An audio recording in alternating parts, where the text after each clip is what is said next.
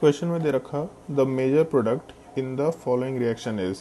तो सबसे पहले तो हम लोग ठीक है क्लोरीन दे रखा और अच्छा ठीक है यहाँ पे ऐसा मेंशन कर रखा होगा ये एरो वाला पार्ट CH3 MgBr के साथ रिएक्शन करा रहा है और फिर उसके बाद ड्राई ईथर के प्रेजेंस में 0 डिग्री सेल्सियस और दूसरे स्टेप में हम लोग एक्वस एसिड यूज़ करते हुए चल रहे हैं। ठीक है डिसेंट सवाल है ग्रिग्नार्ड रीजेंट वाले पार्ट से रिलेटेड CH3 MgBr। और इसमें जब हम लोग ग्रिग्नार्ड रीजेंट की बात करते हैं तो ग्रिग्नार्ड रीजेंट में अपने पास 4 ही ऑप्शन होते हैं रिएक्शंस में।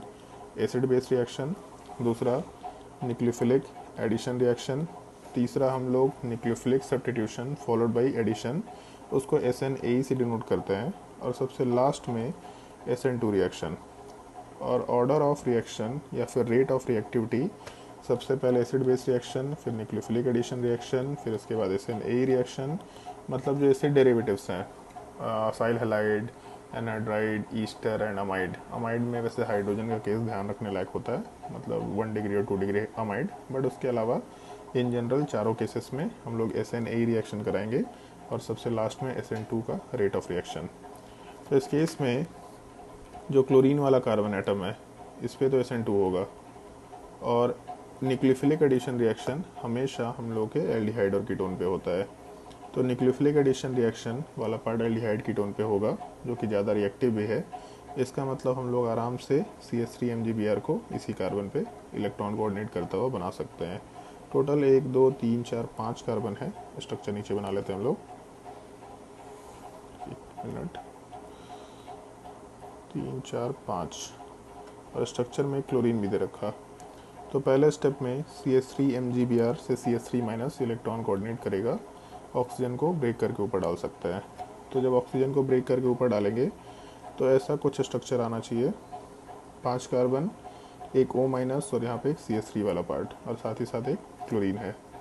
तो जैसे एक चीज़ का ध्यान रखना, ये वैसे नीट के लिए बहुत ज़रूरी तो नहीं होता बट फिर भी ध्यान रखने लायक होता है। जैसे हम लोग का अगर इंट्रा मॉलिक्यूलर रिएक्शन की पॉसिबिलिटी है, इंट्रा मॉलिक्यूलर रिएक्शन का मतलब मॉलिक्यूल के विद इन अगर रिएक्शन की पॉसिबिलिटी है तो आराम से इलेक्ट्रॉन को कोऑर्डिनेट करके हम लोग इंट्रा मॉलिक्यूलर SN2 रिएक्शन करा सकते हैं। और इंट्रा मॉलिक्यूलर SN2 रिएक्शन कराएंगे तो आराम से एक साइक्लिक प्रोडक्ट का फॉर्मेशन हो जाएगा। तो ऑक्सीजन वाला पार्ट अपने सबसे पहला एटम होगा, फिर उसके बाद कार्बन, फिर कार्बन, फिर कार्बन, और उसके बाद एक और कार्बन। ऑक्सीजन वाला पार्ट कार्बन से जब अटैच्ड होगा तो 5 मेंबर्ड रिंग इंक्लूडिंग ऑक्सीजन बनना चाहिए, 5 मेंबर्ड रिंग इंक्लूडिंग ऑक्सीजन। और ऑक्सीजन से अटैच्ड कार्बन के ऊपर 2 मिथाइल ग्रुप है। तो ऑक्सीजन से अटैच्ड 2 कार्बन से दोनों में से किसी एक कार्बन के ऊपर 2 मिथाइल ग्रुप बना दिया। ये टाइप का कोई अपना प्रोडक्ट निकल के आना चाहिए। जिनको इंट्रामोलिकुलर रिएक्शन के बेसिक्स में दिक्कत है वो अलग से क्वेश्चन फिर से पूछ सकते हैं डाउट सेशन वाले पार्ट में, अदरवाइज फिर हम इंट्रामोलिकुलर बस रिएक्शन मेंशन कर रहे हैं।